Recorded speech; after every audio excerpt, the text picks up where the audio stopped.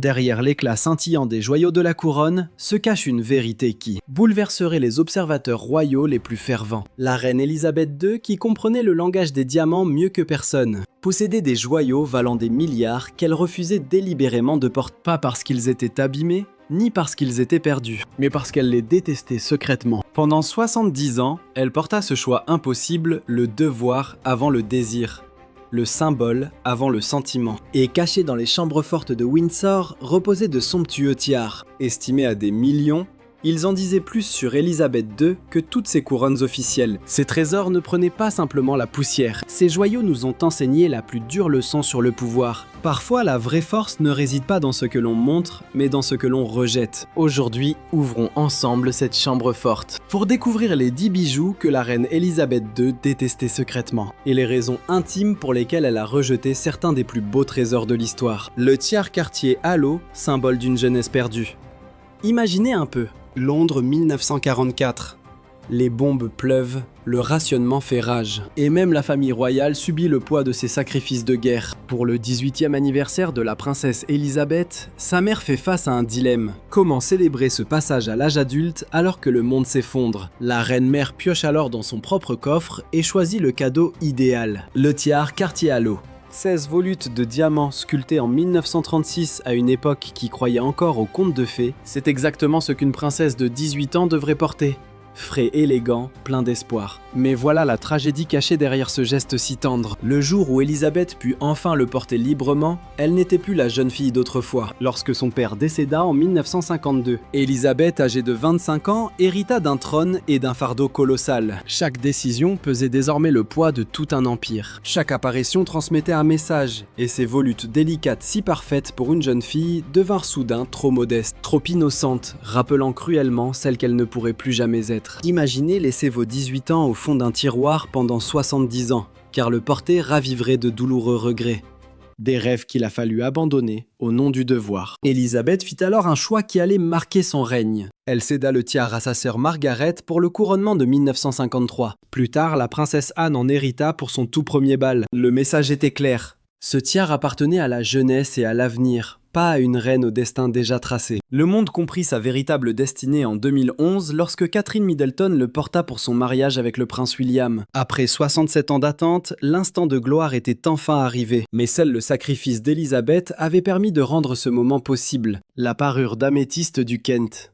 Le poids infini du deuil. Parmi tous les trésors passés entre les mains d'Elisabeth, bien peu portaient un poids émotionnel aussi lourd que cette parure. Cette suite époustouflante aux nuances profondes. Des améthystes violettes, serties d'or et de diamants, auraient dû être le joyau de n'importe quelle collection. Cette parure complète comprenait un collier imposant, des boucles, 3 broches et même des peignes. Pourtant, Elisabeth éprouvait une profonde aversion pour cette parure absolument magnifique. Et la raison va droit au cœur du symbolisme royal. Dans la tradition britannique, le violet de l'améthyste évoque directement le deuil, la pénitence et la perte. Victoria elle-même portait ses améthystes durant ses deuils, gravant cette tristesse dans la conscience de la royauté. Pour Elisabeth, dont le règne entier devait incarner la stabilité et la continuité, ces bijoux envoyaient un message totalement inapproprié. Le passé de cette parure accentuait sa mélancolie. Propriété d'origine de la duchesse de Kent, mère de la reine Victoria, elle avait traversé des décennies de drames et de crises constitutionnelles. Léguée à Elisabeth II en 1952. Elle ne porta la parure complète qu'une seule fois au Portugal en 1985. Déjà, les observateurs avaient remarqué sa gêne évidente face à l'effet trop théâtral de l'ensemble. Son aversion était telle qu'elle choisissait toujours de porter la broche seule, dépouillée de ses gouttes suspendues, transformant une parure spectaculaire en simple broche. Pourtant, ce rejet montre la fine compréhension d'Elisabeth de la communication visuelle, en évitant ses joyaux associés au deuil éternel. Elle s'affirmait comme une reine moderne, tournée vers l'espoir plutôt que vers le passé. Le ras de cou japonais en perle une grâce étouffée. Vous et moi devons savoir que ce collier fut son rejet diplomatique le plus délicat. Façonné par Garrard dans les années 70 grâce aux perles offertes par le gouvernement japonais, ce collier à 4 rangs doté d'un fermoir en diamant aurait dû être un triomphe total. Mais Elisabeth détestait profondément les colliers ras de cou. Ils brisaient l'élégance élancée qu'elle cultivait tant. La souveraine savait pertinemment que son allure faisait partie intégrante de son autorité. Sa préférence pour les longs colliers et cols montants dessinait une ligne royale imposant le respect. Les ras de cou, eux, coupaient brutalement sa silhouette. tassant son allure et contredisant ce port altier qu'elle avait mis des décennies à parfaire. Il y avait peut-être aussi des raisons psychologiques bien plus intimes. Dans les couloirs du palais, on murmurait qu'Élisabeth les fuyait depuis que Diana avait osé porter un ras de cou d'émeraude en diadème. Un choix audacieux qui aurait agacé la souveraine. Élisabeth porta cette parure japonaise très rarement, notamment lors de voyages au Bangladesh en 1983 et au Canada l'année suivante. Face à ses perles quotidiennes, ce ras de cou semblait toujours faire figure d'intrus dans sa boîte à bijoux. Le collier fut sauvé par Catherine, princesse de Galles, qui l'arbore avec une grâce infinie lors des grands dîners d'État à Windsor. Vous et moi comprenons que le plus beau cadeau d'une reine est de ne pas léguer ses limites. Le diadème aux 5 aigus marines, trop moderne pour la royauté. Parmi les pièces les plus mystérieuses de sa collection, figurait ce fameux diadème aux 5 aigus marines. 5 aigues marines ovales hypnotisantes serties de rubans de diamant. Loin de son précieux diadème brésilien, qui rayonnait de classicisme,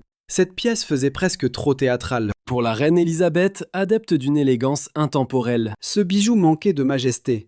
Ses origines mystérieuses n'arrangeaient rien. Aucun registre n'indique qui l'a commandé, ni son arrivée dans les coffres, ni même si ces pierres précieuses provenaient du fameux gisement brésilien. Ce manque de traçabilité historique, couplé à ce design atypique, explique pourquoi elle l'a mis de côté. Elle l'a porté une seule fois en 1970, lors d'un banquet au Canada. Après cette soirée, le diadème a disparu pendant plus de 40 ans, laissant penser qu'il avait été démonté ou même endommagé. Sa renaissance est venue de Sophie, la duchesse d'Édimbourg, qui l'a arboré lors de grands mariages princiers en Europe, prouvant que le rejet d'Élisabeth n'était pas lié à sa beauté, mais simplement à une incompatibilité totale avec son style. Le ras de cou saphir de Maria Féodorovna, drame russe. Ce collier de saphir ayant appartenu à l'impératrice de Russie cache une histoire folle, digne d'un roman de Tolstoï.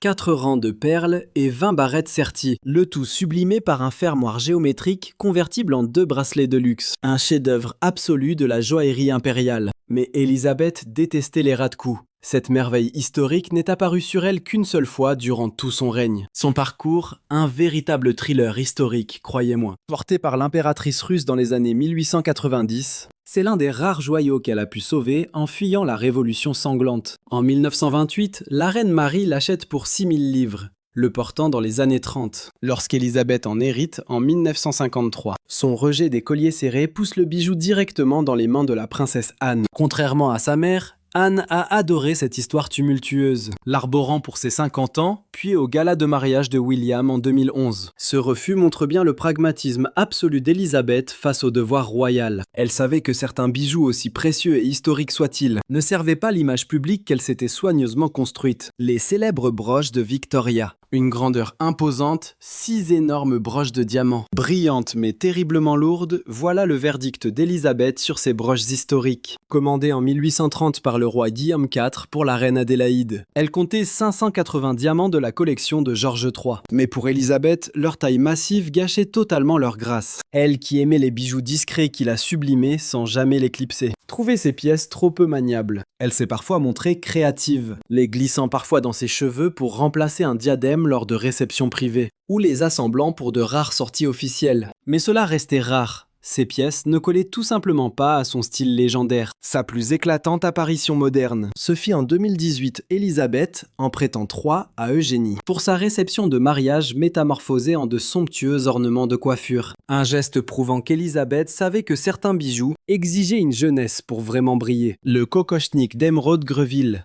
Trop puissant pour être porté. Ce kokochnik aurait dû être le joyau suprême de toute collection arborant une émeraude cabochon de 93,7 carats. Imaginez, vous et moi, une pierre verte de la taille d'un œuf de caille entourée de diamants. Créé par Boucheron en 1919, ce bijou était surtout une arme absolue de séduction. Mais ce chef-d'œuvre d'émeraude portait des chaînes invisibles qui le gardèrent secret durant plus de 70 ans. Dame Margaret Greville, la mondaine qui l'avait commandé, comprenait parfaitement le pouvoir. À sa mort, en 1942, elle stupéfia l'aristocratie en léguant l'intégralité de sa collection à la reine-mère Élisabeth. Mais le palais chuchotait sur l'origine du kokochnik, une provenance douteuse, synonyme de secret bien trop dangereux pour être révélé. Élisabeth II en hérita, mais ne le porta jamais en public. Ce diadème était trop imposant, trop controversé, trop chargé d'histoire pour être arboré. Quand la rumeur dit que Meghan Markle le voulait pour son mariage en 2018, la réplique d'Élisabeth fut cinglante. C'est un non catégorique. Pourtant, 6 mois après, la princesse Eugénie est apparue avec ce diadème jugé impossible à porter. L'émeraude brillait comme un feu vert sous les lumières de la chapelle. Et soudain, vous et moi comprenons pourquoi cette merveille est restée si secrète. Non pas parce qu'elle était importable, mais parce qu'elle attendait simplement le moment idéal pour enfin se révéler. Ce bandeau de diamants, symbole d'attente familiale. Parfois, les présents les plus lourds sont offerts avec le plus pur amour. En 1893, le peuple du Lincolnshire offrit à la jeune princesse Victoria Marie de Teck une simple broche en diamant pour ses fiançailles. Presque 40 ans plus tard, la reine Marie demanda à Garrard de transformer ce bijou fétiche en une pièce d'exception, le bandeau de diamants. 11 sections de diamants de taille brillante dans une parfaite symétrie art déco, sublimée par la broche originale du Lincolnshire en son centre. C'était une véritable architecture portable, une couronne digne de l'ère moderne. Décédée en 1953, la reine Marie laissa ce chef-d'œuvre à Élisabeth. Pourtant, Élisabeth ne le porta jamais, le laissant 65 ans enfermé dans les coffres, pendant que les experts se demandaient s'il avait été abîmé, perdu ou discrètement démonté. La vérité était tout autre. Ce diadème portait le fardeau des exigences de la reine Marie et sa vision d'une souveraine moderne. Mais Élisabeth préférait tracer sa propre voie, inventer son propre style et bâtir un lien unique avec son peuple. Endosser le rêve de sa grand-mère risquait de l'enchaîner à jamais au passé. Le grand moment du bandeau arriva le 19 mai 2018. Choisi par Meghan Markle pour son mariage. Ces lignes art déco, jugées trop audacieuses pour les années 1950, convenaient parfaitement à une mariée du 21e siècle. Le diadème d'Élie Durbar, un fardeau impérial. Rares sont les joyaux aussi audacieux que la tiare d'Élie Durbar. Mais parfois, l'audace rend un bijou importable. Commandé par la reine Marie pour la cérémonie du délit Durbar de 1911 proclamant le roi George V empereur des Indes, ce diadème imposant projetait la puissance impériale sur tout le sous-continent. Quand Élisabeth en hérita en 2002, l'Empire était devenu le Commonwealth. L'idée même de domination impériale, incarnée par ce diadème, s'opposait à tout ce que son règne avait accompli. Elle avait passé des décennies à transformer la Grande-Bretagne puissance impériale, en chef d'une association volontaire de nations totalement égales. Élisabeth ne porta la délit Durbar qu'une seule fois, lors d'une visite d'État à Malte en 2005. Ce choix semblait délibéré. Malte, ancienne colonie devenue nation indépendante du Commonwealth, offrait le cadre idéal pour cette relique impériale. C'était sa façon de saluer le passé tout en embrassant l'avenir. Peut-être que certains bijoux sont tout simplement trop lourds d'histoire pour être portés sereinement dans notre monde moderne. Le diadème Meander, un rejet géométrique. Notre ultime pièce raconte l'histoire d'un désaccord esthétique absolument immédiat. Le diadème Meander arborant la fameuse clé grecque et un grand diamant central entouré d'une couronne de laurier, tranchée nettement avec les diadèmes romantiques et fluides, caractérisait les préférences d'Élisabeth. Élisabeth ne le porta jamais en public. Son style géométrique semblait être un désaccord esthétique immédiat, provoquant sa transmission rapide à la princesse Anne en 1972. Ce don immédiat de la pièce lui permit de briller au lieu de dépérir dans les coffres royaux. Anne adopta le diadème avec enthousiasme, le portant pour ses fiançailles et ses 50 ans, le prêtant plus tard à sa fille Zara Tindall pour son mariage en 2011. Le diadème Meander s'imposa ainsi durablement au sein de la génération suivante, prouvant que les goûts d'Élisabeth n'enlevaient rien à la valeur historique du bijou. Ces 10 magnifiques joyaux révèlent une vérité sur Élisabeth II que vous et moi admettons rarement. Sa plus grande force ne résidait pas dans ce qu'elle choisissait de porter, mais dans ce qu'elle décidait de laisser de côté. Chaque diadème rejeté représente une forme différente de sacrifice. La jeune fille qu'elle était, les risques qu'elle refusait de prendre, les attentes qu'elle refusait de combler, les souvenirs trop douloureux à raviver.